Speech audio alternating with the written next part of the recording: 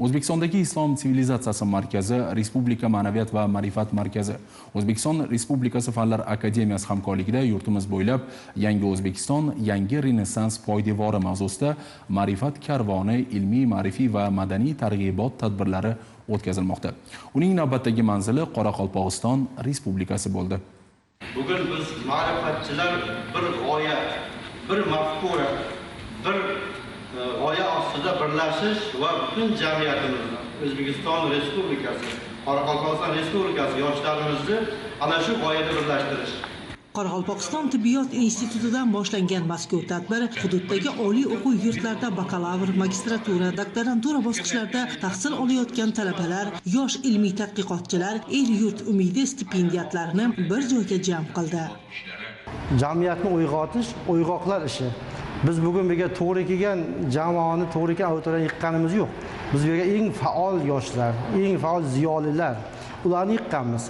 Shu bilan birgalikda asosiy bugun targ'ibotchilarga bugungi mana shu ma'rifat karvoni targ'ibotchiga qo'yilgan asosiy vazifalardan bittasi bu Islom sivilizatsiyasi markazi tomonidan e'lon qilingan loyihalar bor. 800 dan ortiq loyihalarni biz bularga aytayapmiz va bularni ham fikrini olyapmiz.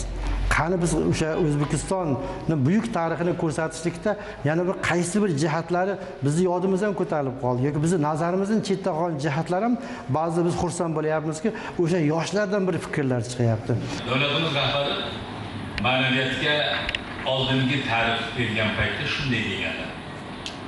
Iqtisodiyot jamiyat hayotining tanasi bo'lsa, ma'naviyat uning joni va ruhidir. Kunning ikkinchi yarmida Nukus davlat pedagogika institutida tashkil qilingan forum savol-javob va muloqot tarzida bo'lib o'tdi. Pedagogika fanlari doktori professor Rahimboy Jumaniyozov o'rtaga tashlagan mavzu g'oyalar ishtirokchilarni befarq qoldirmadi. Targ'ibotchilar guruhidan bugungi ko'tarilgan mavzu bizga hayotimizga, ya'ni bizning sohamizga kerak bo'lgan eng muhim va dolzarb mavzu ko'tarildi. Nutq qilganda insonga ta'sir qiladigan eng muhim omil, ya'ni so'z, ovoz yoki qalb samimiyatmi?